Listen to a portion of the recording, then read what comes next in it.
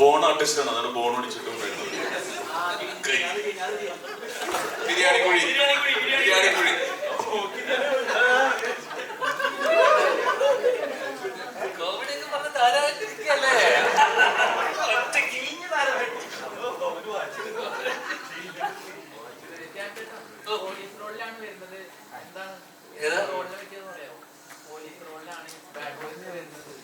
എടാ അബാമിന്റെ പടം കഥയൊന്നും അറിയില്ല. ചേച്ചി വിളിച്ചു പറഞ്ഞു. ഞാനിവിടെ ഭയങ്കര തള്ളൊക്കെ തള്ളിട്ടിരിക്കണേ. ഞാൻ കഥ കേട്ട് ത്രില്ലടിച്ചിട്ടാണ് പറഞ്ഞത്. ആ പൊളിക്കല്ലേ പ്ലീസ്. ഒന്നും അറിയില്ല. ചേച്ചിന്റെ അബ്രാക്കാന്റെ പടം പോവാ ചെയ്യാൻ വരിക, അത്രേ ഉള്ളൂ. 4 ദിവസം അഭിനയിച്ചു. ഫുൾ പടത്തിൽ സെക്കൻഡ് ഹാഫ് ഉണ്ടെന്ന് പറഞ്ഞു. അപ്പൊ മനസ്സിലായില്ലേ പറഞ്ഞല്ലോ, ഒരു ദിവസം എത്ര മിനിറ്റ് ഫുട്ടേജ് ഷൂട്ട് ചെയ്ത് വേണം. ഏതാ ഞങ്ങളിവിടെ ഇത്രയും നേരം നടത്തിയില്ലേ, ശരിക്കും പറഞ്ഞു കഴിഞ്ഞാൽ ധ്യാന്റെ ഒരു പ്രസ് മീറ്റിന്റെ ആ ഒരു വൈബ് ഇവിടെ ഉണ്ടായിരുന്നു. അതിന് പ്രത്യേക വല്ല കോഴ്സ് വർക്ക് കൊടുത്തിരുന്നു. അതായത് പടം ഇറക്കുന്നതിന് മുമ്പ് ഇന്റർവ്യൂവിലെല്ലാം നിങ്ങൾ ഇങ്ങനെ ചെയ്യണം. റഹ്മാനിക്ക് കാണുന്ന പറയുന്നതല്ല സെറ്റില്. റഹ്മാനിക്ക് എങ്ങനെയായിരുന്നു പിന്നെ താഴോട്ട് ഇറക്കി ഇറക്കി ഇറക്കി ഇറക്കി. ആദ്യം ICSE CBSE ആയിരുന്നു. പിന്നെ താഴോട്ട് താഴോട്ട് താഴോട്ട് അങ്ങനെ അടിച്ചില്ലേ ഇവിടെ. ഒന്ന് ഫ്ലോ മൂടായി കഴിഞ്ഞാൽ തുടങ്ങിക്കോളും. അവർക്ക് കൈക്ക് വയ്യാതെയും ധ്യാൻ ചേട്ടൻ ഒറ്റയ്ക്ക് കാർ ഓടിച്ചു വന്ന ഡെഡിക്കേഷനെ പറ്റി 2 മതി മതി. നീ എന്താണ് അല്ല, ഈ 4 ദിവസം ഞാൻ വന്നിട്ടുള്ളൂ. പക്ഷെ പടത്തില് ഇമ്പാക്ട് ടോട്ടൽ സെക്കൻഡ് ഹാഫ് ഞാൻ തന്നെ ഞെട്ടിപ്പോയി. ഞാൻ സമയം വന്നിട്ട് ആടാ 2023-24 കാലഘട്ടത്തിൽ ധ്യാൻ ചേട്ടൻ ഒരു പടങ്ങൾ ചെയ്തിട്ടുണ്ട്. മുതൽ ഡയറക്ടേഴ്സ് അസോസിയേറ്റ് ഏക നടൻ ധ്യാൻ ശ്രീനിവാസനാണ്. അതിൽ നിന്ന് എന്ത് വ്യത്യാസമാണ് ബംഗാളിയെ പോലെ പണിയെടുപ്പിച്ചു. സത്യം അതൊന്നും എന്ത് വ്യത്യാസം മറ്റുള്ള ഡയറക്ടേഴ്സിന് എന്താണ് പഠിക്കാൻ പറ്റിയുള്ളത്? ഏത് ഏത് മറ്റേ മോശ സാഹചര്യത്തിലും എങ്ങനെയൊക്കെ അത് തരണം ചെയ്ത് ഒരു സിനിമ ചെയ്യാന്നുള്ളതും. പിന്നെ ഒരു ആ സമയത്തല്ലേ ഇക്കന്റെ കേസ് നടക്കുന്നു, പ്രശ്നങ്ങൾ നടക്കുന്നു, അതൊന്നും തന്നെ സെറ്റിലോ അല്ലെങ്കിൽ ഒരു രീതിയിലും.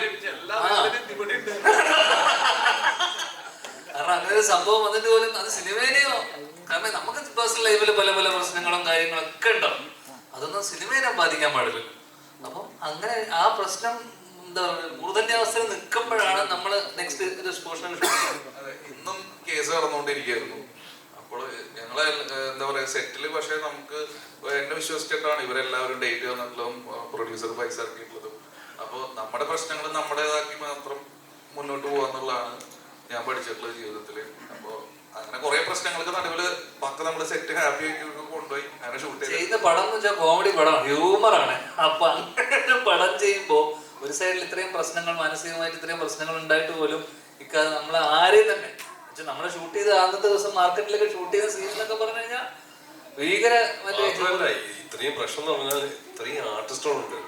അതിലെല്ലാരും ഹീറോസ് ആണ്. എല്ലാരും ഒരു ഫ്രെയിമിന്റെ ഉള്ളിൽ മയക്കി കൊണ്ടുവരുന്ന പറഞ്ഞാൽ ഭയങ്കര സംഭവം തന്നെ. അതിന് ഒരു എന്താ ടാലന്റഡ് ഡയറക്ടറിനെ അത് പറ്റൂ അല്ലേ?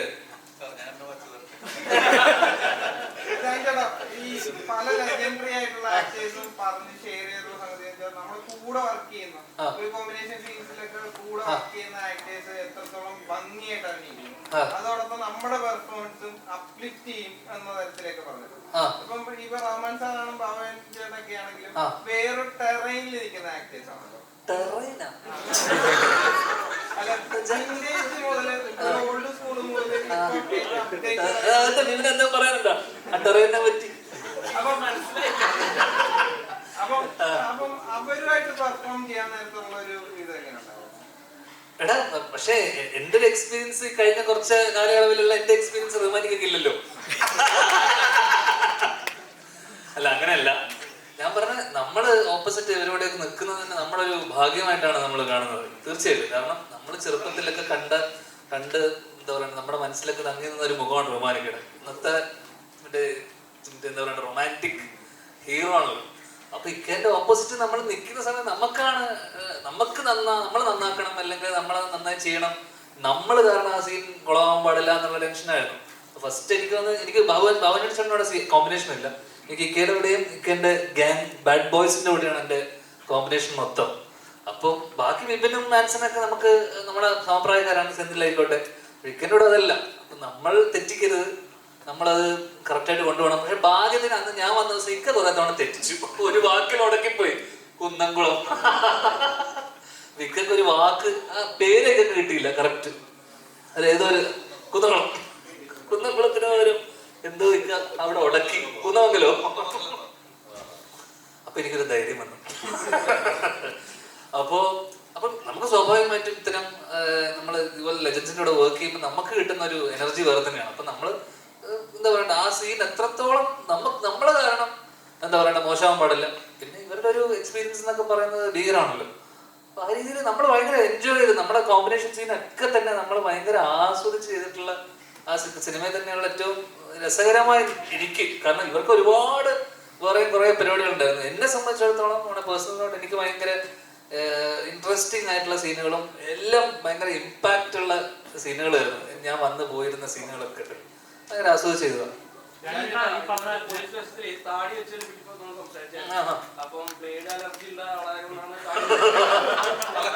ഞാൻ രക്ഷി ഷെട്ടി ഫാനാണ്. ആ റെഫറൻസ് വെച്ചിട്ട് ചെയ്തതാണോ?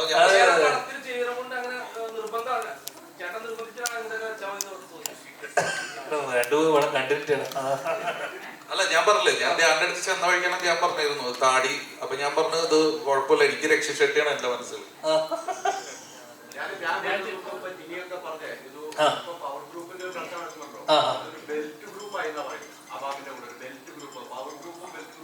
ചേച്ചിയാ ശരിക്കും പവർ ഗ്രൂപ്പ്.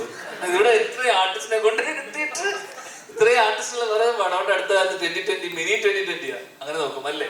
ഇനി ഇവിടെ വരാത്ത ഒരുപാട് പേരുണ്ട്. അജു, സൈജു ഏട്ടൻ, രമേശ് ഏട്ടൻ.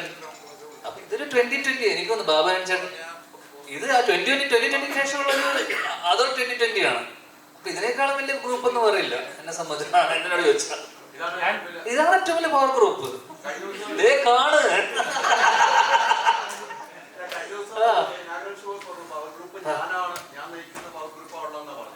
എങ്ങനെ കേട്ട് ഞാൻ പറഞ്ഞത് അങ്ങനെയല്ല. ഞാൻ പറഞ്ഞതെന്ന് വെച്ച് കഴിഞ്ഞാൽ ഇപ്പൊ കഴിഞ്ഞ കുറച്ച് വർഷം ഏറ്റവും കൂടുതൽ സിനിമ ചെയ്യുന്ന എണ്ണം നോക്കുമ്പോ ഏറ്റവും കൂടുതൽ സിനിമ ചെയ്ത ഞാനാണ്. അങ്ങനെ നോക്കുമ്പോ ഇപ്പം ബാബുവേട്ടനെ പറ്റി, കാരണം ബാബുവേട്ടനെ പറ്റിയൊക്കെ കുറെ ഇത് വന്നല്ലോ. അപ്പൊ എന്ന് വെച്ചാൽ ഇവര് അവസരം ഇല്ലാതാക്കുന്നു എന്ന് പറയുന്നുണ്ടല്ലോ. അപ്പൊ ബാബുവേട്ടനൊക്കെ എന്റെ അറിവില് ഞാൻ വല്ലപ്പോഴും ബാബുവേട്ടനെ വിളിച്ചിട്ട് ബാബുവേട്ട നമ്മളൊരു പടം ഉണ്ട്, പരിപാടി ഉണ്ടെന്നുണ്ട് ബാബുവേട്ടനെ ഞാൻ വിളിച്ചിട്ട് നമ്മുടെ സിനിമകളിലൊക്കെ ഭാഗമാക്കാറുണ്ട്.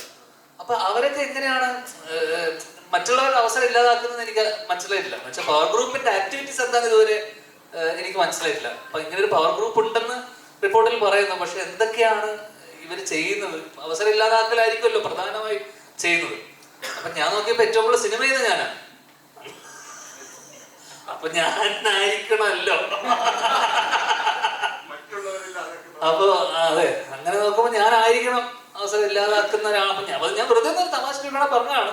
കാരണം അങ്ങനെ ഒരു ഗ്രൂപ്പ് ഉണ്ടെന്ന് നമുക്ക് ഹേമ കമ്മിറ്റി റിപ്പോർട്ടിൽ പറഞ്ഞിരിക്കുന്ന പല കാര്യങ്ങളിലും സത്യാവസ്ഥയുണ്ട്. അവർ അനുഭവിച്ച ദുരനുഭവങ്ങളൊക്കെ തന്നെയായിരിക്കും അതിൽ പറഞ്ഞിട്ടുള്ളത്. പക്ഷെ ചില കാര്യങ്ങളോട് നമുക്ക് കേട്ട കാര്യങ്ങളോട് നമുക്ക് യോജിപ്പുള്ള കാര്യങ്ങളൊന്നായിരുന്നു ഈ പവർ ഗ്രൂപ്പ്. കാരണം എന്റെ അറിവിൽ അങ്ങനെ ഒരു ഗ്രൂപ്പോ അങ്ങനെയാണെങ്കിൽ ഇവിടെ ഫേവറേറ്റ്സ് ഒക്കെ ഉണ്ട്. നമ്മളിപ്പം ഒരു സമയത്ത് വിനീത് ശ്രീനിവാസന്റെ ഗ്രൂപ്പ്, ആഷിക്ക ഒരു ഗ്യാങ്, അങ്ങനെ ഒരു ഫേവറേറ്റിസം അല്ലെങ്കിൽ അങ്ങനെ ഒരു സംഭവം ഉണ്ട് എന്തായാലും എന്തൊക്കെ പറഞ്ഞാലും. അല്ലാതെ അതിന്റെ മുകളിലൊരു പവർ ഗ്രൂപ്പ് എന്ന് പറഞ്ഞൊരു സാധനമൊന്നും ഇത്രയും കാലം എന്റെ എനിക്ക് മനസ്സിലായ സംഭവം എന്ന് വെച്ചാൽ ഈ പവർ ഗ്രൂപ്പിൽ ചിലപ്പോൾ നമ്മളും ഉണ്ടാവാം. നമ്മൾ പോലും അറിയാതെ ചിലപ്പോൾ നമ്മൾ മറ്റുള്ളവരെ ഇപ്പൊ ഞാനും ധ്യാനും ഫ്രണ്ട്സാണ്. അപ്പൊ ഞാൻ പടം ചെയ്യുമ്പോ ധ്യാൻ മതി, അപ്പൊ അവിടെ വേറെ അവസരം പോകും. അപ്പൊ നമ്മൾ പരമാവധി എന്താന്ന് വെച്ചാൽ കൺസിഡർ ചെയ്യും എല്ലാവരും. അത്രേ ഉള്ളൂ. അതിനപ്പുറം അതിനൊരു ഗ്രൂപ്പിസം എന്നൊക്കെ നമ്മൾ ആദ്യമേ പറയില്ല. ബെൽറ്റ്, ട്രാൻഡർ ബെൽറ്റ്, കൊച്ചി ബെൽറ്റ്, മറ്റേ ബെൽറ്റ് എന്നൊക്കെ പറയണ പോലെ ഇഷ്ടമുള്ള ആൾക്കാർ. ഇപ്പൊ നെപ്പോ കിഡ്സിനെ വെച്ചിട്ടാണ് ഏട്ടൻ വർഷങ്ങൾക്ക് ശേഷം ചെയ്തത്. എന്നുവെച്ചാൽ എല്ലാ മക്കളും ഇതിപ്പോ ബിബിൻ ജോർജിനൊക്കെ വിളിക്കായിരുന്നു ധ്യാന്റെ ക്യാരക്ടർ ചെയ്യാൻ. അതിന്റെ അച്ഛന്റെ പേരെന്താ? ഇല്ല കൂട്ടാൻ പറ്റില്ല. അപ്പൊ ഞാൻ പറഞ്ഞ ആ രീതിയിൽ വിനീത് ശ്രീനിവാസൻ പവർ ഗ്രൂപ്പിൽ എന്തല്ലേ അങ്ങനെ പറഞ്ഞു വരുമ്പോ അല്ലേ വെച്ചാൽ പുള്ളിയുടെ കുറച്ച് ആൾക്കാരെ വെച്ചിട്ട് ഗ്രൂപ്പ് എന്നും ഉണ്ടല്ലോ, എന്നും നിലനിൽക്കുന്ന എന്നാണ്. പക്ഷെ എനിക്ക് അപ്പോഴും മനസ്സിലാവാതെ പോയ ഒരു ടേം ഈ പവർ ഗ്രൂപ്പാണ്. എന്താണ് പവർ ഗ്രൂപ്പ് എന്ന് പറഞ്ഞ ഇതുകൊണ്ട് അവർ ഉദ്ദേശിച്ചതെന്ന് നമുക്ക് മനസ്സിലായിട്ടില്ല. അപ്പൊ അത് എനിക്ക് തോന്നുന്നു അവിടെ തന്നെയുള്ള പലരും പറഞ്ഞ കാര്യങ്ങളായിരിക്കും ഇങ്ങനെ ഒരു ഗ്രൂപ്പ് ഉണ്ടെന്നും. ഒരു പ്രാവശ്യം രാജിവെച്ചാണ് വീണ്ടും രാജിവെപ്പിക്കല്ലേ കമ്മിറ്റിയിലുണ്ടായിരുന്നല്ലേ? അത് നല്ലല്ലേ? ഗ്രൂപ്പ് എന്ന് പറഞ്ഞോണ്ട് ചോദിക്കുമ്പോ ചേട്ടൻ എനിക്ക് കുറെ ഫേക്ക് അലിഗേഷൻസ് ഒക്കെ വരുന്നു ആ കണ്ടതാണ്. പിന്നെ അതേപോലെ തന്നെ ഇവിടെ അത് പ്രൂവ് ചെയ്ത് ഫേക്ക് അലിഗേഷൻ പക്ഷെ നീ കൂടെ ചേട്ടൻ വീണ്ടും കംപ്ലൈന്റ് കൊടുത്തിട്ടുള്ളത് സിനിമ ഇൻഡസ്ട്രിയിൽ നിന്ന് തന്നെ ആരോ എന്നെ എതിർക്കുന്ന എന്ന രീതിയിലാണ് കേട്ടു. അല്ല ആദ്യം കംപ്ലൈന്റ് കൊടുക്കേണ്ടത് മാനനഷ്ടത്തിന് ആ സ്ത്രീക്കെതിരെയാണ് കംപ്ലൈന്റ് കൊടുക്കേണ്ടത്. കാരണം അത്രയും ഇങ്ങനൊരു നിൽക്കുന്ന ഒരാളെ പറ്റി ഇങ്ങനൊരു അലിഗേഷൻ പറയുമ്പോൾ അവര് പറഞ്ഞത് തുടക്കം മുതലേ പരസ്പര വിരുദ്ധമായിട്ടുള്ള കാര്യമാണല്ലോ അവർ പറഞ്ഞത്. അതിനകത്ത് യാതൊരു അടിസ്ഥാനമില്ലെന്ന് അത് കേൾക്കുന്ന ഏതൊരാൾക്കും മനസ്സിലാവുന്ന കാര്യങ്ങളൊക്കെ തന്നെയുള്ളൂ. അപ്പൊ പിന്നെ അതിന് ഇതായിട്ട് അനുബന്ധിച്ച് ചേട്ടൻ വന്നിട്ട് ആ ഡേറ്റിൽ നമ്മുടെ അവിടെ വർഷങ്ങൾക്ക് ശേഷം സിനിമയിലായിരുന്നു നിവിൻ ആ സമയത്ത് 14-15 തീയതികൾ.